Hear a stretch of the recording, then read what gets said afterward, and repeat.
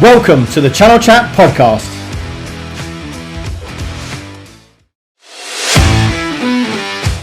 Hello, I'm Marc Sumner, host of the Channel Chat podcast show, and today I have the privilege of Justin Griffiths, the UK MD of Infinigate, in the virtual studio. How are we doing?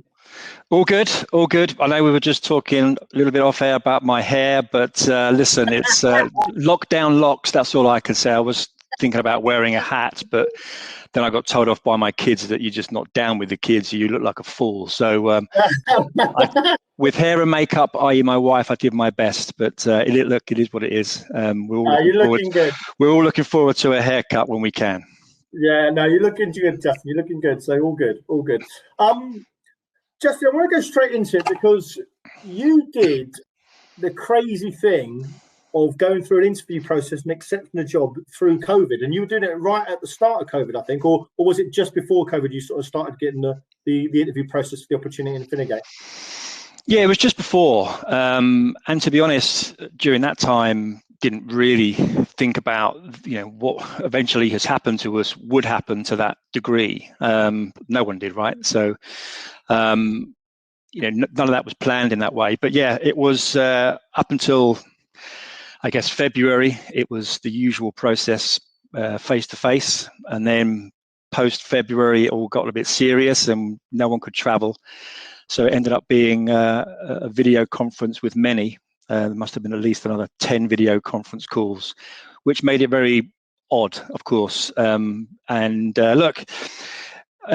at that point, when we got to the stage where it was, I was offered the job, it was it wasn't a difficult decision to make, but it was a bit surreal knowing that it was a bit of the unknown. And who'd ever been through an onboarding process, certainly as an MD at that time, during this time, not many. So, but look, it was interesting. It was a challenge. I was fortunate, actually, by the time I started, which was August, that the lockdown was a little bit more relaxed. So we were able to meet the majority of staff face to face, socially distanced, of course, over the course of a number of weeks. So that was good. I think I'm thankful for that. And then it all became very real again and virtual. But yeah, surreal experience, but you know what, you've got to go with it. And if it feels right and it works for everybody, then I think this proves that it can work, and we've able to adapt like everybody. But yeah, I'm not going to lie, it was a little bit more complicated, a bit of a challenge, but it made it more interesting for sure. So you obviously, from your earlier career, you've been at Insight, and then you just had the sort of like the 5 years at CMS. What attracted you to the company in the first place and the opportunity?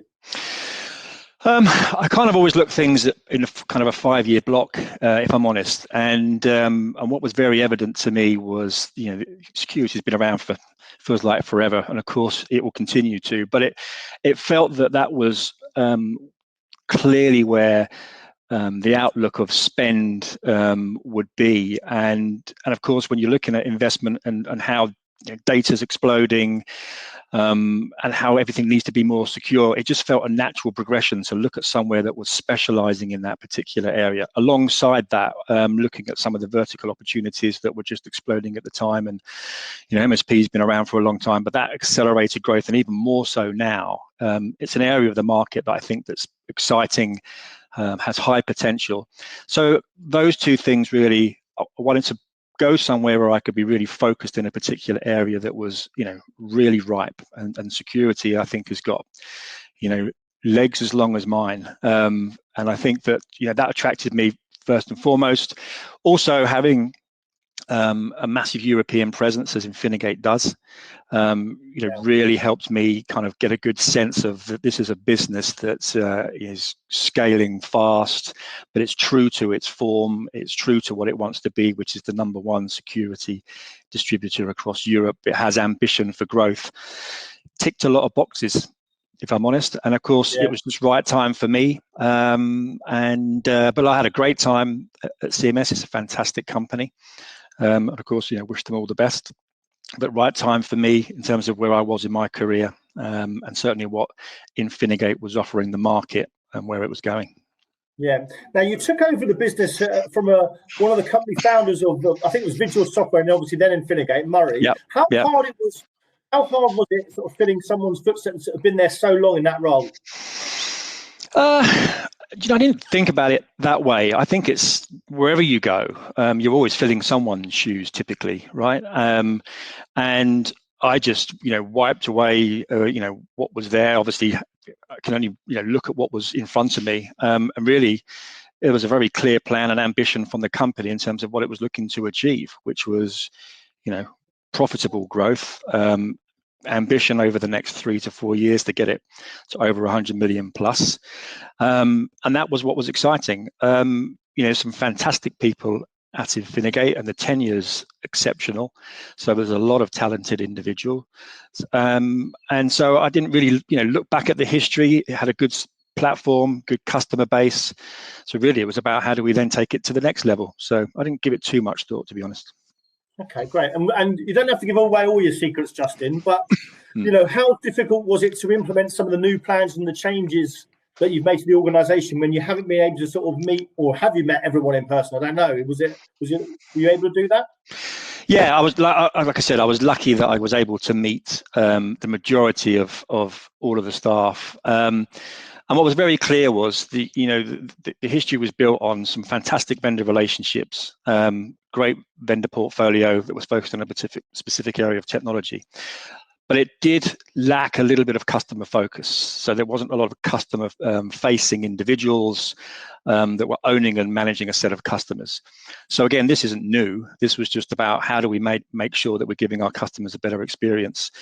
So we did a significant recruitment drive, of course, worked with you guys very closely on finding some great talent. They've all settled in extremely well. They've all got a set of accounts, a combination of, going after the net new and trying to accelerate our existing customer base, which is all segmented. And it was, very clear that's what needed to happen. So coupled with that and some additional investments to support some of our new vendors that we onboarded at the back of last year to make sure that we gave that some focus, has given us the platform. On top of that, services are, everyone talks about services being, true to being, successful in any business. But for us, we genuinely have a set of solutions that can map onto our vendor community that allows us to do both, pre and post services for our customers. But again, we were like a sleeping giant. No one really heard that we could do half this stuff. Wow. So it's just about making a noise, being much more relevant in the market, talking to a lot more customers in the right manner about the services and stuff that we can do. And it's proving to be, worthwhile. Again, we have a new sales leader in our business that's really turned it upside down and given it so much more energy than it had before. And it's working really well. Now, I know one of your sort of objectives was in scaling the business was looking at the MSP business. Now, I know it's sort of still fairly early days, but how are you getting on with this in the UK? Yeah, good. I mean, look, I think, it's easy to look at that part of the business and you could say, well, how do you get there? And you can get there a couple of ways. You either have a vendor that has a great database that you can tap into, but trying to build something from scratch is always very difficult. We know that. But Infinigate acquired a company a couple of years ago, Acmeo, that already has a platform and of course highly successful in Germany and a number of other countries. So that platform is now available and has been ready, which we're launching in the UK a couple of months ago. And so we already have the basis and foundation to work off, and a set of customers that we can now bring that technology to. So we only see that as being a high growth potential. And of course, every single one of our vendors that we are working with also wants to get involved in that part of the market. So you talk to the majority of them, it sits within their top 3 pillars of strategic goals over the next 5+ years. So it's really fairly obvious choice. That's where we need to. And of course, if you look at the trends in the market, there has to be a place where people can scale up and scale down to accommodate every business, and that's where that particular market serves as well, certainly for the solutions that we can offer. Yeah. So what are you seeing as sort of distribution having to adapt to sort of recruit new and retain existing vendors as well? How are you having to adapt to sort of make sure you're competitive? I think that if I'm honest, the question we get asked all the time when we're talking to new vendors, and the existing ones, that when I first sort of talked to all of them, was that we want people that are focused and can specialize in a certain area that can really add value and articulate what the message is, because you can be very broad in a sense that you can sell hundreds of vendors, which makes it slightly more complicated to be specialists, and they wanted to have a very focused, and I think still do want to have a very focused approach to reaching a certain market, and having the individuals and the skill set to be able to articulate that, both from a technical perspective and also to navigate commercially through each of the programs. So that's the one piece. The second piece is they're always asking, well, how could you help us scale, not just in one country, but across Europe? And, we'd much rather have someone that can do that across multiple regions than just trying to have many distributors in every country. So there's two or three things in there that we're always mindful of. But we always have to remember, I think, you have to earn the right to be in the chair anyway, and secondly, you are an extension of that vendor. So unless you can tick the boxes, i.e. be able to extend technical capability and have experts that can deliver and articulate the message, then you're always going to struggle.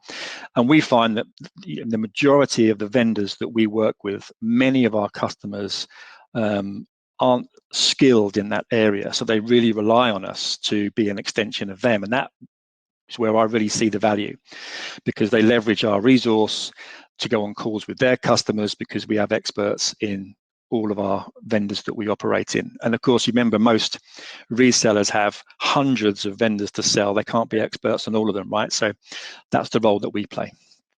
Yeah, because without being disrespectful, Justin, value add reseller, value add distribution, whatever you want to call it, it is a sort of term that's sort of banded around there, and a lot of people say to me, "Oh, well, distribution, they don't really add value. They're just they're just quoting, they're just getting price." How would you defend that? How would you say where's the value add in the service that you give? Well, I don't think we can forget that the role that we play is making sure that we offer outstanding service to customers anyway. So there is clearly value in that. But then I think it's how do you take that to the next level? And what I described earlier is paramount. So, majority of the customers that we work with the vendors that we operate with, need to be enabled. They need to be trained, clearly now virtually. And they need to be skilled in a way that when they're selling that particular technology, they can rely on individuals to help get it over the line. And that's how we align ourselves, through that technical capability and the commercial awareness, to be able to say, look, don't worry, we're not expecting you to be experts in these 3 or 4 vendors. That's what we're here for, because we have trained experts that can articulate that and help you. At the same time, we have those customers that are very capable, but they need someone to enable them. And of course, that's again the value add. On top of that, you've then got, well, can you deliver a level of service, post sales or support on that vendor for us, because we can't do that.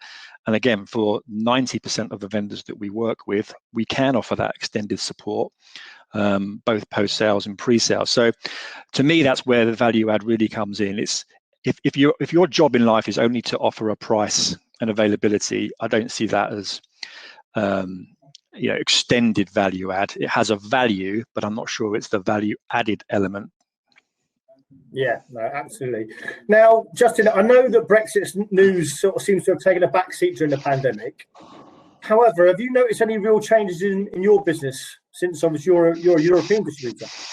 Yeah, I mean, we're fortunate in many ways that 94.5% of what we do is primarily software, so we don't have an inventory challenge. But where we do leverage the stock holding that we have and the footprint that we have within the business. But of course, components in general are a bit of a nightmare. I'm lucky we don't have to ship millions of laptops and desktops and monitors, because that would be quite a stressful environment. And I know, talking to some of my colleagues in the industry, it's like, whatever hair they have left, they're pulling it out, because it is a challenge. But I guess being the entity that we are, we're actually seeing it as a bit of an upside, if I'm honest, and we're being used a lot more to help support customers across many regions because we can. So yeah, we haven't really seen any major pain points that's outside of component challenges to help ship tin. Yeah, absolutely. Diversity and inclusion, Justin, has been a big topic over the last sort of 24 months, but especially during the pandemic. Now, you alluded to me earlier that your leadership team is on a 50-50 split gender-wise, but can you tell me about any initiatives that you're doing for women in technology or in inclusion in general that you can share with the listeners? Yeah, look, it's a really interesting subject, and I guess the well documented that there is a shortage of talent with women in IT. There is no question. I think there needs to be a lot more education at that university and college level, and even to sort of the higher in schools, because you really have to sell the excitement of what the IT channel is. And if I don't know too many industries that can still operate the way that we do during a very difficult time and still thrive. And of course, technology changes all the time. So I think we've got to do a better job of selling the excitement of the IT channel. But what we're doing is really just about focusing on finding the right talent, regardless of anything else. I mean, I never look at it and say, we have to hire, this person, that person, because it doesn't make any sense to me. It's about the right quality of individual for us, and you just got to look beyond, your lasered focus glasses to realize that actually, there's a lot more talent out there than you probably think. And to me, it's about just doing your homework and leveraging the resource, because the best person will always fit. Yeah. Okay, great. Now, this is month 9 you are into your MD role at Infinigate. Is there any sort of initiatives that you've started doing or you've stopped doing in the last 9 months that you can share with the listeners? What, personally? Yeah, well, both. Let's go both, Justin. Dear. Yeah, I walk a lot more. I have 2. I've just got a puppy German Shepherd, so he's like 10 weeks old, and I've got another German Shepherd that's 4 years old. So, yeah, that certainly keeps me on my toes and keeps us healthy. But no, we try and remain as healthy as we can and exercise as we possibly can as a family. And do what we can to try and keep as sane as we possibly can. Look, it's difficult for everybody. In terms of work, really, we're just desperate to get back to some level of whatever normality was before. We've just got a new office that we're doing a fit out on that will be ready middle of April. The reality is we probably won't be able to get in there until summer, because we're just trying to do the right thing and follow the government guidelines. But there's no question we don't function as well unless we're all together, and I think that probably is the same for many.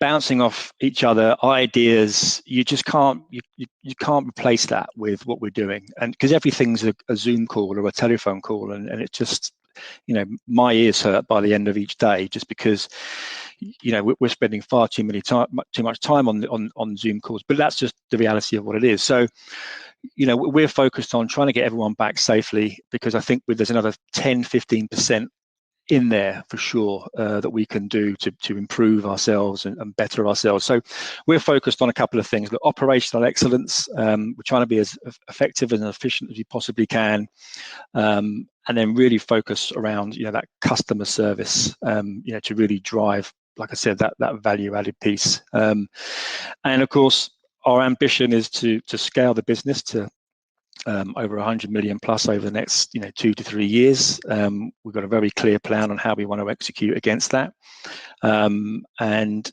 with that there'll be talent required to come and fill some positions that we're looking to hire in the future. So it's exciting times, but we can only deal with what's in front of us at the moment, and that is trying to deliver against the plan that we've set out. With having that new office, what will be your work from home policy now? Because I'm hearing so many people now either do new fit outs of offices or getting into bigger offices when a few months back people were talking about shutting down offices. So what were your and I echoed what you said there. Most people are saying to me, yeah, they're missing the collaboration, they're missing the ideas, they work better and more effectively in the office. They have worked well from home, but they're working better in the office. Will you implement and make sure there's a hybrid or flexibility around working from home, or will you actually encourage people to say, look, we're actually going to go back in the office full time? Look, I think when we asked all of our staff members, it was like certainly over 90+% were saying, look, just get me back. Really? So. And I think no one really expected lockdown to last as long as it did. And I think, but having said all of that, there is clearly the biggest challenge will be trying to get everyone back in on a regular basis, because that work-life balance for many has now flipped the complete other way. Whereas, laptops will be shut down at 5:30, you're already making dinner and you haven't got to get up at super early o'clock to get into work. And are people really having an hour lunch break, or are they having 2 hours? You can't really tell. So we're really focused on, first of all, trying to get as many people back in the office, but there definitely will be a bit of a work-life balance mix. And we want people ultimately to be out with customers where it makes sense. But again, I can't really see that happening for at least until next year. Again, most people that I've spoken to are trying to get their own staff back in this year and worry about having people coming into their offices next year. So look, we have to accept that. But yeah, it would no doubt change a little bit, but not to the point where it's only a 25% workforce in the office. We want to try and keep that work ethic where we know that we work better together. Yeah. And over the last 12 months then, Justin, what lessons have you learned about yourself? How are you working more effectively? Or, like you said, people are doing Zoom calls now and just getting sick of them, and you've had to sort of adjust your management style, I guess, to deal with your team. But what lessons have you learned about yourself during lockdown? Discipline, to be honest. It was very easy for the first 2 or 3 months, because when I left CMS and before I started in Infinigate, I had this couple of months of not doing much, and that was the worst thing that could have happened, because it was just about where the weather was really sunny. So I was sitting in my garden, not doing much, and of course that didn't set a very good tone. So, but I did fire back into gear with 4 weeks to go before I started, to try and get back into that discipline. But that's really it for me. I mean, it's about, I still get up, 6:15. We're out walking the dogs. We get back. We've done everything that we needed to. I'm ready to go. Open laptop around 8 o'clock, cracking on with bits and pieces, and then just having structure. We have structure in our business that allows us to meet regularly. But to give people that freedom. We're very clear about the objectives and the metrics. So, for us, it's just making sure that you've got that platform for success. And I guess if you allow yourself, certainly for me personally, I know without discipline, I'm terrible. So I cannot switch off from that. I would just fall into the lazy chair. So I'm very focused on not making sure that happens. Thanks for your time today, Justin. Now, I've interviewed several people. In fact, one today, I interviewed them as Distributor today. But I've interviewed several people that you've worked with who all suggested you, say Stuart Fenton, Jill Holloway, Emma D'Souza, as I said I did earlier today. And I want to ask you the same question I asked all of them, is who inspires you in the channel, and who do you think that the channel would like to hear from in the future show? Good question. Wow. Because you were nominated a few times, Justin. I'm thinking, God, I've got to get hold of this guy. I don't know if that's good or bad. Well, I tell you what, I probably should go down the road of who should I want to see on there anyway, regardless of people that we haven't spoken to. Look, I think Emma, myself, Jill, Stuart Fenton, we all worked with each other for a very long time, and we had a fantastic journey. Good fun, and worked really hard, and we reaped the success. So they all played an instrumental part in my career. I think we all learned little bits off each other because of the backgrounds that we had. So yeah, Stuart was certainly an influence with me, because I worked with him at Micro Warehouse. So I owe him for my first career step, that's for sure, and probably my second. So if he does hear this, I'm sure his head will explode. But that's the reality. So yeah, I mean, you know, he was certainly a big part of my career.